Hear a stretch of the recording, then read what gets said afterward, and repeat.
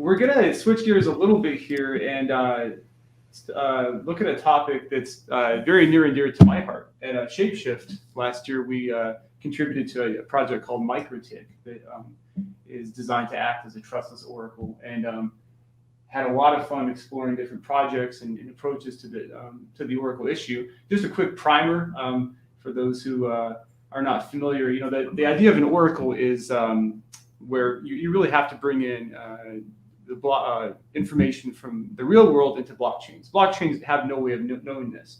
On the other hand, you wanted to do this in a trust minimized fashion, where you're not counting on, like, one party saying, telling you that the Buccaneers won last night, or what the Dow's at today. You need to do this in a trustless fashion. Today, we've seen Chainlink do quite well in the space. However, there's a lot more approaches, and I think this is an area that's going to really just see a lot of burgeoning experimentation and interesting building. So Teller is a great example of a project that's doing just that. I had a chance to talk to, I believe, Barbara last year a little bit and learn what they're doing. But she's going to tell you what Teller is up to and explain some more concepts about what's happening with oracles right now. Hey, Kent. I did not include MicroTik in this talk. Now I feel bad about it. Oh, that's right. I just mentioned it. Yeah, no, it's all right. It's not meant to be exhaustive. It's just meant to be an overview for any builders out there to actually start thinking about this beforehand and not as an afterthought. So with that, let me know if you guys can hear me and see my slides, and if everything is all good. Everything is great, Brenda. Perfect. I'll get started. Thanks everybody for joining. I am Brenda from Teller, and let me know also if I'm juggling a few screens here, but hopefully everything goes smoothly. So anyway, why are oracles important in blockchain? And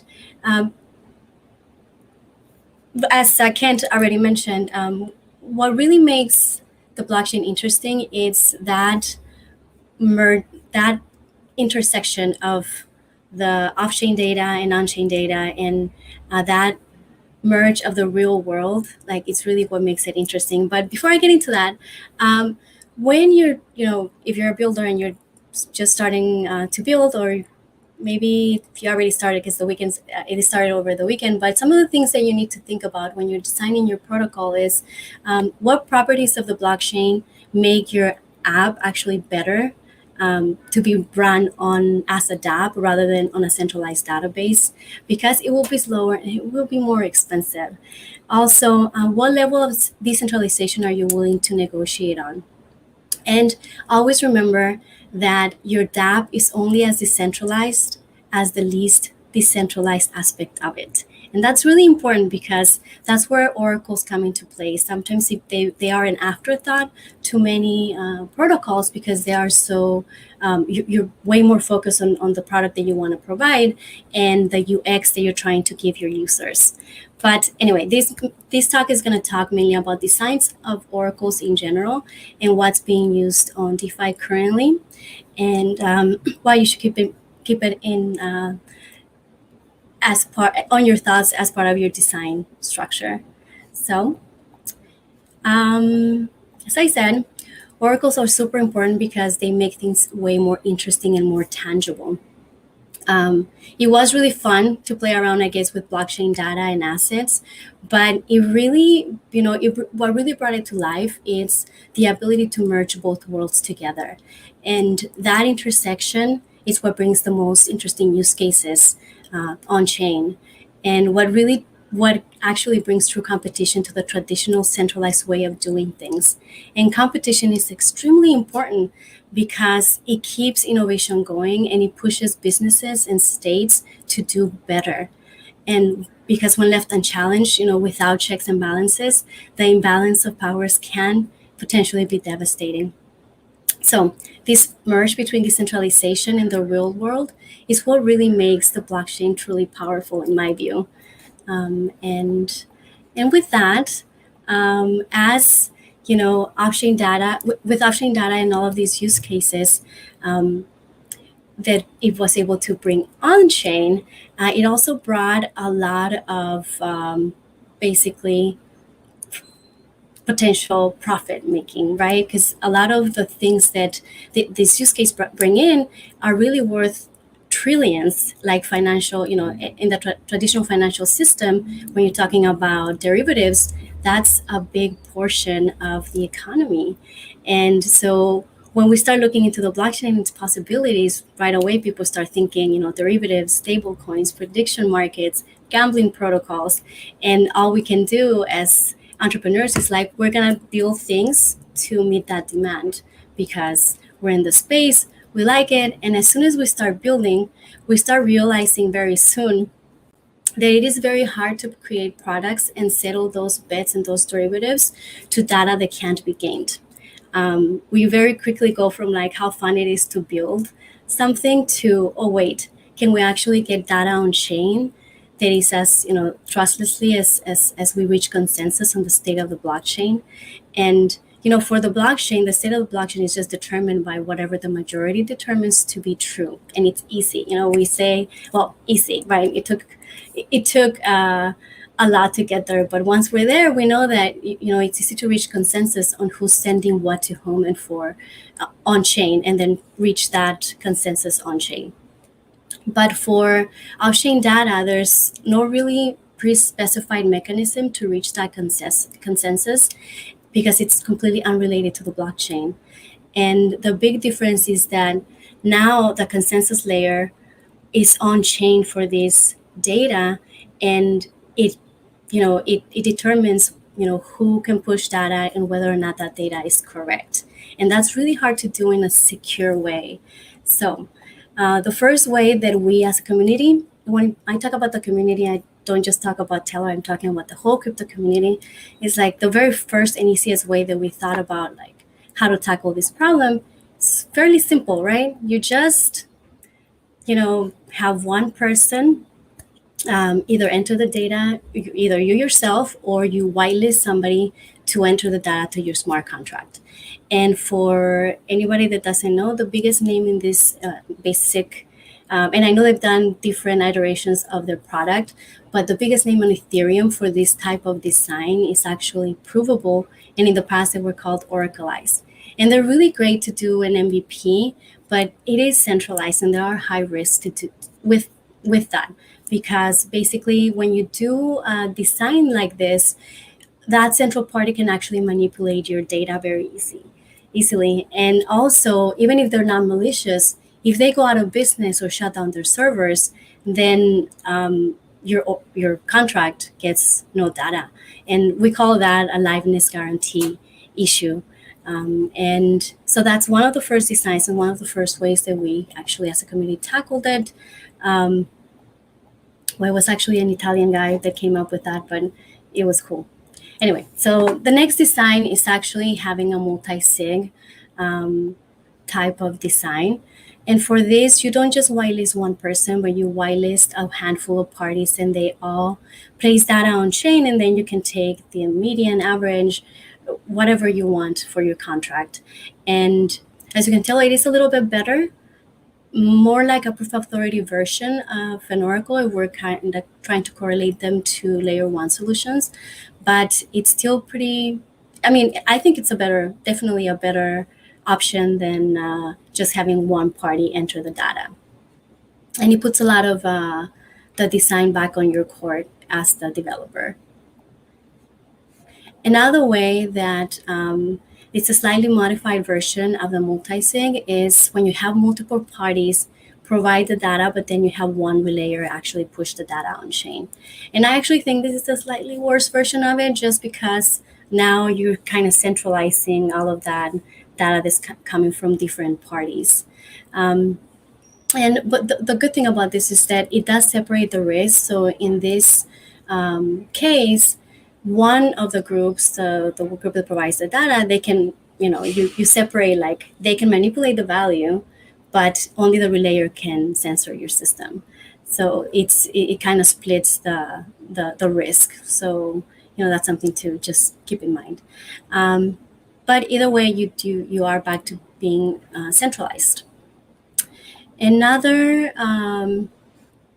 design, and it's kind of a version of a proof authority system, but more like a delegated proof of stake system, where you have where you have an entity whitelist nodes, and they can deposit a stake, and they can lose it if they actually provide you bad data. And this is way better, I think, than the previous designs. But you also have to pay close attention to how the whitelisting works. Is it really centralized? Can they really just unwhitelist anybody in in the group of entities that you need information from, and how centralized that entity is, or if it's centralized, if it's a DAO, that has big implications on what happens to your data. For any of these, though, you also want to make sure that or possibly know, or have an estimate of the cost to break, and also how easy it is for nodes to communicate and collude and manipulate your data. So for these type of systems, it's just good to do your research and just keep those things in the back of your mind, because they do seem a little bit more decentralized, but you just have to keep those things in mind. And those, I think, are more of a more centralized type of designs. One that was very, I guess, early on, that is a little bit more of a decentralized design. It was actually prediction markets. And they're not as popular as they used to be now, but basically they work by simply you place a bet, and then people vote on the right outcome. And if you assume that the majority of the people are honest in the system and they don't want to lose their money, if you penalize them if their answer is considered wrong, then it works, and it's pretty decentralized. And it's a pretty cool design, but it's also it's also pretty slow. And there's a lot of regulatory issues with that, and speed, liquidity, and even cost concerns, especially since now gas prices are so high, that it's really hard to be able to use this in DeFi. But I do think that the concept of it is going to be really useful, and I think eventually, maybe as things get faster, it'll be used more often. I don't know. But this was one of the very first designs that were truly quite decentralized. Another design that is, despite of everybody trying to come up with other designs and coming up with these centralized ways of basically providing off-chain data, the truth is that we've known how to crypto-economically validate data for a while, and we do this a lot with every 10 minutes with Bitcoin and in Ethereum every time that we reach consensus on one block. You have a way to pick some anonymous person or group of people, and then they enter information, and then you add in some form of probabilistic finality so that it makes it really expensive for them to break your system for a while. And then validators can collectively agree on whether or not to accept that data as true. And as long as you make it really expensive to pretend to be the majority of the system, then I think that's a pretty robust way of doing it when we already do it with blockchains in general in layer ones. So that's actually how people are now, I think, are starting to look more into providing data on chain, and that's actually the way that Teller is built. But definitely, it's gonna be slower than some of the other options because it's more decentralized. So there's obviously those drawbacks that oracles, just like the blockchain, they face the scalability trilemma, and that's just something you're going to have to negotiate based on whatever you're building and the design for it and whatever it is that you're actually doing and whatever you value most. But if you take anything from this talk, just realize that the scalability trilemma also holds for oracles as well. It's not just something the blockchain it deals separately. If you're really fast, you're probably not decentralized. And also, I mean, just keep in mind, like, it just doesn't make sense that when you have a consensus layer on chain, you're not going to be able to reach consensus just as fast as the blockchain reaches its own consensus. So just keep those things in mind when you evaluate these things. But in terms of overview of designs, there's a lot of flavors and sprinkled with a lot of different things because everybody's really working on this and trying to make it better. But that's pretty much it for what I'm going to go over as an overview. I'm sure there's going to be a lot of other designs that are going to be really interesting in the future, and I cannot wait to see them. We're iterating, every day as well and trying to meet our users' needs, and I'm sure everybody else is as well. But as for now, I think those are the main basics of designs out there. So now that you guys have the models there, then let's try and go ahead and go through what's actually being used on DeFi right now. And for DeFi, although it sounds like it's really, really, really big, there are, maybe like 10, 20 projects that really drive the entire space. And that's just, the nature of it. Like everybody, well, one, they've been there for a long time, they trust them. And it's just the space is still very young. So just looking at this, like we're just going to go through some of them because it would be, it would be way more than 20 minutes if I don't. And I'm going to try to hurry because I'm looking at the time right now. But basically, Maker's at the top of the list. And for one thing, they are, one of the biggest, if not the majority of DeFi at the moment. And they had to face the Oracle problem very early on because they depend on it, So they have a system that is similar to one of our designs above. But the one thing to keep in mind in terms of Maker is that they developed their Oracle for themselves, but now a lot of other projects, smaller projects and big ones, use them as their data feed because they just, they're consistent, they're there. And that's, what they currently have is basically a proof of authority model, basically. They recently moved to a model where anybody can be a relayer, but and which is, I think, is really great because now there's going to be hopefully more transparency as they move towards that. But there's still a lot of centralization because it's theirs, they designed it for themselves. But they do follow a lot of really great practices, namely the 1 hour delay to update their oracles was instrumental for them to be able to handle Black Thursday last March, and to have their holders actually have a say as to whether there's a bad value on chain, and they can freeze the system. And I think those are really good things that they are able to have those fallbacks in place and make their take ownership and control of their system when their oracle fails. But yes, if you're using DAI, token holders, being able to freeze their system is going to be hard. And I think I'm running out of time because I just heard somebody.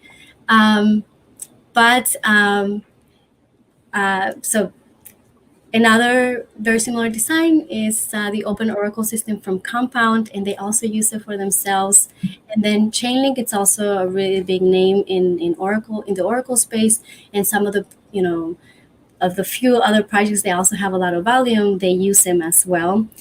Just as a disclaimer, this is how I think Chainlink currently works, because there is a discrepancy between what they have built and what's the cool stuff that's on their white paper. But right now they just whitelist nodes, and they control that.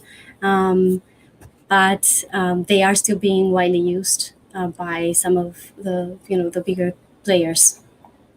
And I am not sure if I have enough time, but thank you guys. I will share my presentation, and you guys are welcome to go through it. I don't think I lost anything too big here, but I hope you guys got a gist of all the designs that are out there, and I can't wait to see what you guys build. Awesome. Thank you for the talk, Brenda. And I think you said the two things that are really truisms in this Oracle space. One is it really is the trilemma. There's no free lunch in the Oracle space. And be suspicious of projects that it seems too good to be true, because there's probably some important sacrifices they're making along the way. To get this right is tricky, but I think all the hard work is paying off. And then also you mentioned how the space is very young. That is absolutely the case. It's going to look vastly different, I think, in even like 2 years. So thanks for the insight. Yes, I can't wait to see what people build, because I feel like it's in these hackathons that you get so much more innovation. Once you're in the space for a little bit, it's just like, I think you start losing sight. But I can't innovating, because you're like so focused on researching and making it faster and trying to make what we have work and trying to make it better, that we forget that there's things to be built and there's things to be imagined. Absolutely. Thanks again. Thank you, Kent. Take care.